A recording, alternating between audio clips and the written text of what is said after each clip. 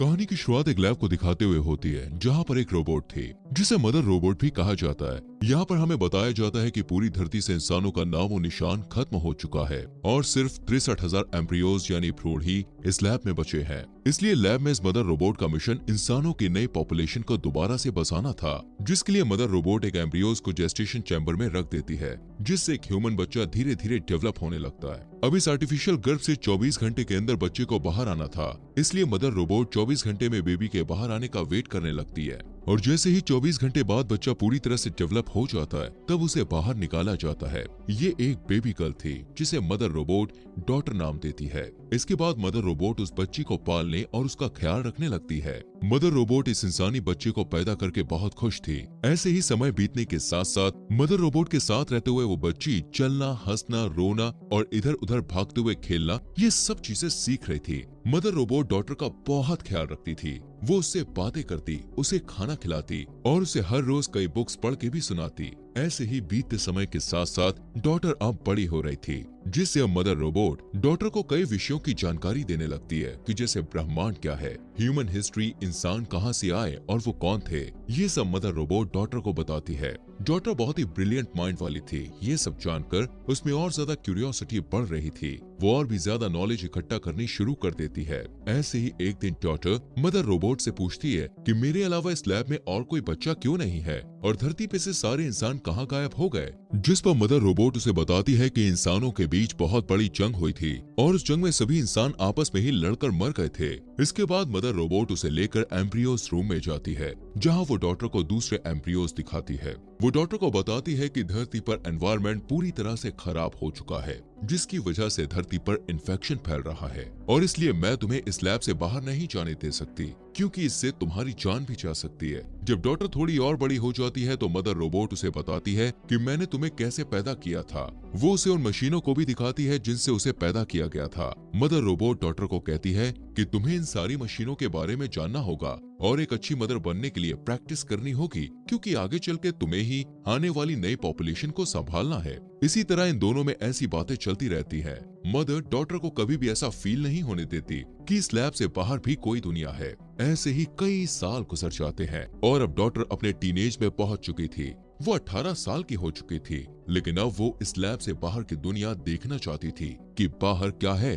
Daughter हमेशा सुबह उठकर ब्रेकफास्ट करते हुए अपने टैबलेट पर वीडियोस देखा करती थी। एक दिन मदर रोबोट के हाथ में कुछ प्रॉब्लम हो जाती है, जिसके लिए वो डॉटर के पास जाती है और डॉटर मदर रोबोट के हाथ को ठीक कर देती है। यहाँ पर मदर रोबोट देखती है कि उसने एक परफेक्ट ह्यूमन बीइंग को क्रिएट किया है। डॉटर काफी हेल्दी थी और हमेशा दूसरों की मदद करती थी। ऐसे ही समय बीतता जाता है। एक दिन डॉटर को नींद नहीं आ रही थी, इसलिए वो कुछ वीडियोस देखने लगती है। वही मदर रोबोट खुद को रिचार्ज कर रही थी कि तभी अचानक एक इंसिडेंट होता है और इलेक्ट्रिसिटी चली जाती है। डॉटर मदर रोबोट को ढूंढने जाती है और देखती है मदर रोबोट की पावर भी खत्म हो गई है। इस वजह से डॉटर इलेक्ट्रिसिटी को ठीक करने के लिए जैसे ही कंट्रोल रूम में जाती है तो वहाँ वो देखती है कि एक चूहे ने लाइट की तारों को काट दिया है, जिससे लाइट चली गई थी। चूहे को देखकर डॉटर काफी ज्यादा हैरान और खुश होती है, क्योंकि इससे पहले उसने ऐसा कुछ भी नहीं देखा था। वो उसे पकड़कर एक बोतल में बंद करके कटी हुई वायर को ठीक करती है और जब इलेक्ट्रिसिटी आती है तब डॉटर उस चूहे को देखने लग जाती है। वही मदर रोबोट पूरी तरह रिचार्ज हो जाती है। यहाँ पर डॉटर मदर रोबोट को वो चूहा दिखाती है, जिसे देखकर मदर रोबोट थोड़ा घबराई हुई कहती है कि इस चूहे के अंदर आने का मतलब है कि एयरलॉक में कुछ गड़बड़ है, जिस वजह से बाहर की प्रदूषित हवा हमारी लैब में लीक हो रही है। वो कहती है कि हो सकता है ये चूहा भी इन्फेक्टेड हो। इतना कहते हुए मदर रोबोट डॉटर के सामने ही उस चूहे को जला देती है। डॉटर को मदर रोबोट के इस बिहेवियर पर बहुत गुस्सा आता है। इसके बाद मदर रोबोट उस एयरलॉक को डिकंटामिनेट करती है और इस एरिया को क्वारंटीन कर देती है। कुछ दिन के बाद डॉटर का बर्थडे होता है और मदर रोबोट उसे गिफ्ट देती है। थोड़ी देर बाद मदर रोबोट जब खुद को रिचार्ज कर रही होती है तो डॉटर को एयरलॉक की तरफ से कुछ आवाज सुनाई देने लगती है, लेकिन जब डॉटर एयरलॉक की तरफ चेक करने जाती है तो उसे वहाँ कुछ दिखाई नहीं देता। यहाँ पर डॉटर डिसाइड करती है कि वो बाहर की दुनिया को देखने जाएगी, जिसके बाद वो एक प्रोटेक्टिंग सूट पहन लेती है कि तभी फिर से उसे कुछ आवाज आती है और जैसे ही वो उस लैब का फर्स्ट एयरलॉक खोलती है तो उसे फिर से एक औरत की मदद के चिल्लाने की आवाज आती है। यहाँ पर डॉटर एक प्रोटेक्टिंग सूट अपने पास रख लेती है और सेकंड हैच खोल देती है और देखती है कि उसके सामने एक घायल औरत है जो जख्मी हालत में डॉटर से हेल्प मांगती है। फिर डॉटर उसकी हेल्प करने के लिए उसे पहनने के लिए वो सूट देती है उधर दूसरी साइड मदर रोबोट भी पूरी तरह रिचार्ज हो गई थी और डॉटर की तरफ ही आने लगी थी। डॉटर जब उसे अपनी तरफ आता हुआ देखती है तो वो जल्दी से एयरलॉक को बंद कर देती है। मदर रोबोट को पता चल जाता है कि एयरलॉक को खोला गया था, इसीलिए वो डॉटर से पूछती है कि तुमने एयरलॉक ओपन क्यों किया। जवाब में डॉटर मदर रोबोट को झूठ कहती है कि मुझे बाहर की दुनिया देखनी है, इसलिए मैंने दरवाजा खोल दिया। मदर रोबोट डॉटर को वार्निंग देती है कि तुम्हें बाहर जाना अलाउड नहीं है क्योंकि जहरीली गैस के कारण तुम्हारी जान को खतरा है। इसके बाद मदर रोबोट डॉटर को पनिशमेंट के तौर पर एग्जाम के लिए लेकर आती है, जिसके लिए मदर रोबोट डॉटर को एग्जाम के लिए एक डिवाइस देती है और खुद लैब में काम करने चली जाती है। तभी डॉटर मदर रोबोट के वहाँ पर न होने का फायदा उठाकर वापस एयरलॉक खोलकर बाहर आती है, जहाँ पर वो देखती है कि वो जख्मी औरत बेहोश पड़ी थी। वहीं उस जख्मी औरत के पास एक बैग पड़ा था। जब डॉटर उसे खोलकर देखती है तो उसमें एक गन मिलती है। डॉटर उस गन को अपने पास रख लेती है और उस औरत को होश में लाने की कोशिश करती है और उस औरत को फिर होश आ जाता है। यहाँ पर डॉक्टर ये सोचने लगती है कि मदर रोबोट ने मुझे बताया था कि इन्फेक्शन की वजह से धरती पर सारे इंसान खत्म हो चुके हैं, इसलिए डॉक्टर उस औरत को देखकर बहुत ज्यादा हैरान होती है और बाहें फैलाए हुए इन्फेक्शन का कोई भी असर उस औरत पर दिखाई भी नहीं दे रहा था। डॉक्टर उस जख्मी औरत को लेकर लैब में जाती है और उसे वहाँ पे छुपा देती है और उसके लिए मेडिसिन लेने चली जाती है। मेडिसिन ढूंढते वक्त डॉक्टर को थोड़ी चोट लग गई थी, लेकिन तभी वो मदर रोबोट को उस रूम के बाहर से गुजरता हुआ देखकर छुप जाती है। वहीं वो औरत लैब में मदर रोबोट को देखकर घबरा जाती है। वो जल्दी से डॉटर को उसकी गन देने को कहती है और डरी हुई डॉटर उसे उसकी गन वापस दे देती है। उस औरत की हरकतें देखकर डॉटर और भी ज्यादा घबरा गई थी। वहीं मदर रोबोट वापस एग्जाम रूम में जाती है और डॉटर को वहां ना पाकर उसे ढूंढते हुए डॉटर और उस औरत को एक साथ देख लेती है। तभी मदर रोबोट को देखकर वो औरत मदर के ऊपर गोलियां चलाना शुरू कर देती है, जिनके बाद मदर रोबोट पर कोई भी असर नहीं होता। मदर रोबोट उसे पकड़कर काफी टॉर्चर करने लगती है, लेकिन ये देखकर डॉटर मदर रोबोट को उसे मारने से रोक लेती है। टॉर्चर की वजह से उस औरत को काफी चोट पहुंची थी, इसलिए डॉटर मदर को उसकी हेल्प करने के लिए कहती है। डॉटर की बात मानकर मदर रोबोट उस औरत को छोड़ देती है और उसका ट्रीटमेंट करने के लिए उसे वहाँ से मेडिकल रूम ले जाती है। मदर रोबोट डॉटर को रूम के बाहर वेट करने को कहती है। अब यहाँ पर मदर उस औरत को ठीक करने के लिए उसे पेनिसिलिन का इंजेक्शन देने के लिए आगे बढ़ती है, पर वो औरत पेनिसिलिन इंजेक्शन लेने से मना कर देती है, जिससे मदर रोबोट वहाँ से जाने लगती है। तभी डॉटर मदर रोबोट से पूछती है कि आपने मुझे झूठ क्यों बोला कि बाहरी दुनिया में इंसान खत्म हो चुके हैं। मदर उसे बताती है कि मुझे भी कुछ समझ में नहीं आ रहा है कि बाहर दुनिया में इंसान अब तक कैसे बचे हुए हैं। इसके बाद डॉटर उस औरत के बैग को अच्छी तरह चेक करने लग जाती है, जहाँ उसे एक बुक मिलती है जिसमें बहुत सारी पिक्चर्स बनी हुई थी, जो कि डॉटर को काफी इंटरेस्टिंग लगती है। तभी डॉटर मदर के पास जाती है, जहाँ पर मदर रोबोट अपने टूटे हुए हैंड को रिपेयर कर रही थी।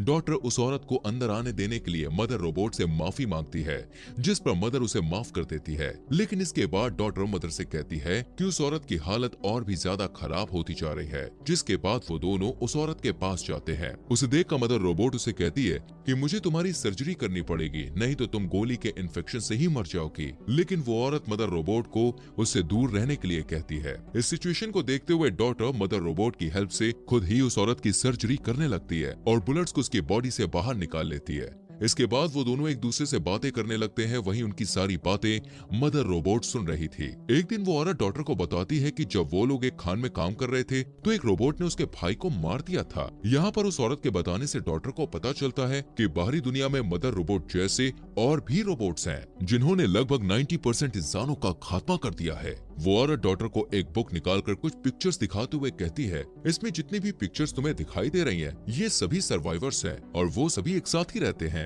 और इन रोबोट से बचते फिर रहे हैं, क्योंकि जैसे ही कोई रोबोट इंसान को देखता है तो उसे तुरंत मार देता है। वो औरत डॉटर को मदर रोबोट के साथ न रहने को कहती है। अब जब इन दोनों की बातचीत चल रही थी तभी इसी बीच मदर रोबोट वहाँ आ जाती है और डॉटर को एग्जाम के लिए अपने साथ ले जाती है। अब क्योंकि मदर रोबोट ने उस औरत की सारी बातें सुन ली थी, इसलिए वो डॉटर को कहती है कि उस औरत की बातों पर तुम्हें ध्यान नहीं देना चाहिए, क्योंकि वो झूठ बोल रही है। इसके बाद मदर रोबोट डॉटर का साइकोलॉजी, फिजिकल और मेडिकल टेस्ट लेती है, जिसमें डॉटर काफी अच्छा स्कोर करती है। इसके लिए मदर रोबोट उसे रिवॉर्ड देने के लिए एम्ब्रियोज रूम में ले जाती है और उसे कहती है कि इन एम्ब्रियोज में से किसी एक एम्ब्रियो को सिलेक्ट कर लो। अब डॉटर को शुरू से ही अपना एक भाई चाहिए था, इसलिए वो एक मेल एम्ब्रियो को चुनती है। रात में जब मदर रोबोट रिचार्ज हो रही थी तब डॉटर मदर रोबोट के ब्रो के नाम की हेल्प से उस कैबिनेट को ओपन करती है जहां बुलेट्स रखी हुई थी। यहाँ पर डॉटर को पता चलता है कि मदर रोबोट उससे झूठ बोल रही है, क्योंकि मदर रोबोट ने डॉटर से पहले 3 और एम्ब्रियोज से जो बच्चे पैदा किए थे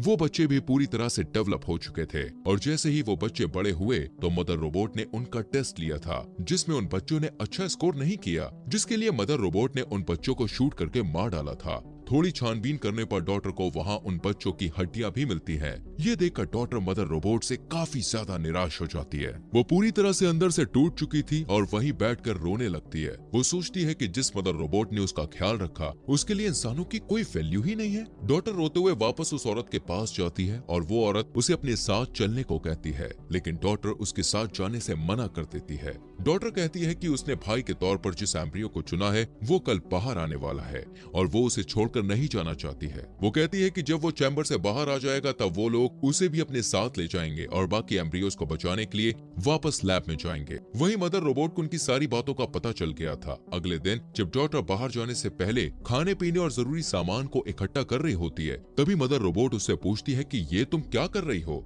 जिस पर डॉटर मदर रोबोट से झूठ बोलती है कि वो सारी चीजों को अपने भाई के साथ टाइम स्पेंड करने के लिए इकट्ठा कर रही है। लेकिन मदर रोबोट डॉटर को किचन में ले जाती है और उसे अगले खाने के फॉर्मूला को मिक्स करना सिखाने लगती है कि तभी वो डॉटर से कहती है कि तुम एक अच्छी बहन बन सकती हो। जिसके बाद वो किचन से बाहर आकर डॉटर को किचन में ही लॉक करके उस औरत के पास जाकर उसे कहती है कि मुझे तुम्हारी और डॉटर की सारी प्लानिंग के बारे में कल ही पता चल गया था। इतना कहते हुए वो उस औरत को काफी ज्यादा टॉर्चर करने लगती है। वहीं इसी दौरान डॉटर लिक्विड नाइट्रोजन की मदद से उस रूम के ग्लास को तोड़कर बाहर निकल जाती है। दूसरी तरफ वो औरत मौका देकर अपने वेपन से मदर रोबोट पर अटैक करती है, पर मदर रोबोट को उससे कुछ भी नहीं होता और वो उसे मारने ही वाली थी कि तभी डॉटर फायर अलार्म को एक्टिवेट कर देती है, जिससे मदर रोबोट डिस्ट्रैक्ट हो गई थी और वो उस औरत को छोड़कर फायर का पता लगाने के लिए चली जाती है। वहीं वो औरत और डॉटर एक साथ मेन डोर की तरफ भागने लगती है, लेकिन तभी वहाँ मदर रोबोट आ जाती है, जिससे वो औरत मदर रोबोट को कहती है कि मेन डोर खोल दो वरना मैं डॉटर को मार दूंगी।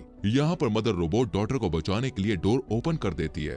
अब वो औरत डॉटर के साथ बाहर निकल जाती है। बाहर की दुनिया पूरी तरह से बर्बाद हो चुकी थी। वहाँ इंसान, पेड़ पौधे और जानवरों का नामो निशान नहीं था। यहाँ तक कि जमीन भी पूरी तरह से बंजर हो चुकी थी। किसी तरह डॉटर और वो औरत वहाँ से भाग जाते हैं। भागते हुए डॉटर देखती है कि कुछ रोबोट्स वापस से दुनिया को बेहतर बनाने की कोशिश कर रहे हैं। कुछ टाइम बाद वो औरत डॉटर को लेकर एक कंटेनर पर पहुँचती है, जहाँ डॉटर पहली बार ओशन को देखकर बहुत खुश थी, लेकिन वो हैरान थी कि बाकी के सर्वाइवर्स कहाँ हैं। जब वो उस औरत से ये सवाल पूछती है तब वो औरत बोलती है कि वो लोग काफी साल पहले माइंस में रहा करते थे, पर खाना न मिलने की वजह से बाकी सर्वाइवर मर गए, जिससे वो रोबोट से बचने के लिए इस कंटेनर में रहकर ही जिंदगी जीने लगी थी। वो डॉटर को बताती है कि अब पूरी दुनिया में कोई भी सर्वाइवर नहीं बचा है और वो दोनों ही आखिरी दो इंसान है। ये बात सुनकर डॉटर काफी हैरान परेशान हो जाती है और रोने लगती है और कहती है कि तुमने मुझसे कितना बड़ा झूठ बोला। तभी वो उस औरत से कहती है कि मुझे अपने भाई को बचाना है और वो वापस लैब की तरफ जाने लगती है। जब वो लैब तक पहुंच जाती है तो वो देखती है कि लैब के आगे बहुत सारे रोबोट्स खड़े होकर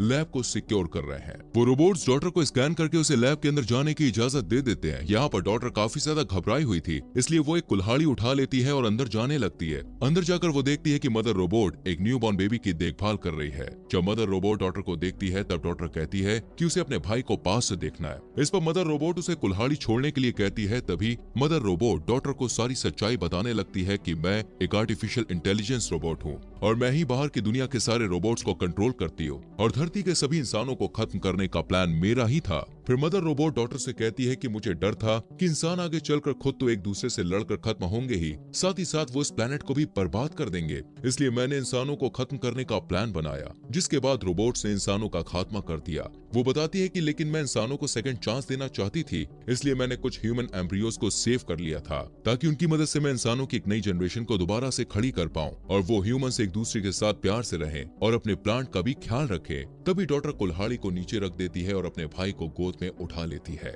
इसके बाद डॉटर मदर रोबोट से पहले के 3 बच्चों को मारने का कारण पूछती है, जिस पर मदर रोबोट उसे कहती है कि तुमने इस बच्चे को बहुत टाइट पकड़ा है। तभी डॉटर वहाँ से भागने लगती है। मदर रोबोट उसके पीछे जाती है और डोर में फंस जाती है। इस बीच डॉटर को एक गन मिलती है। वहीं मदर रोबोट खुद को वहाँ से छुड़ा लेती है। जब मदर रोबोट डॉटर के पास पहुँचती है तो डॉटर उसकी तरफ गन पॉइंट कर देती है। मदर रोबोट उसे 2 ऑप्शन देती है कि या तो तुम मेरे साथ रहकर अपने भाई का ध्यान रखो या फिर मुझे मार दो। मदर रोबोट उसे बताती है कि असल में मुझे एक ऐसे लीडर की तलाश थी जिसका दिमाग एकदम सुपर कंप्यूटर जैसा हो और इसीलिए मैंने तुमसे पहले जो 3 बच्चे पैदा करके बड़े किए थे उनमें तुम्हारी जैसी क्वालिटीज नहीं थी, जिस वजह से मैंने उन्हें मार डाला था। वो डॉटर को बताती है कि अब मुझे तुम मिल गई हो और तुम्हारा दिमाग लाजवाब है, इसलिए अगर आने वाली जनरेशन परफेक्ट नहीं भी होती तो तुम उन्हें लीड करके परफेक्ट बना सकती हो। मदर रोबोट उसे बताती है कि तुम अपनी जान की परवाह किए बिना अपने भाई को बचाने के लिए लैब में वापस आए, जो कि मेरा एक आखिरी एग्जाम था, क्योंकि मैं देखना चाहती थी कि तुम अपने भाई को बचाने के लिए वापस आती हो या नहीं।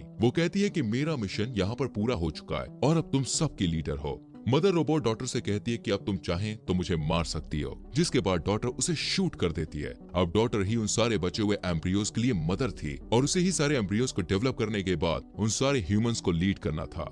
वहीं एक रोबोट उस औरत के पास पहुंचकर उसे कहता है कि अब उसका पर्पस पूरा हो चुका है, जिसके बाद वो उस औरत को मार देता है। इससे हमें ये पता चलता है दोस्तों कि वो औरत इसलिए जिंदा थी क्योंकि मदर रोबोट ने उसे इस टास्क के लिए चुना था। दोस्तों, हमारे फॉक्स एक्सप्लेनर हिंदी चैनल को सब्सक्राइब करना मत भूलिए।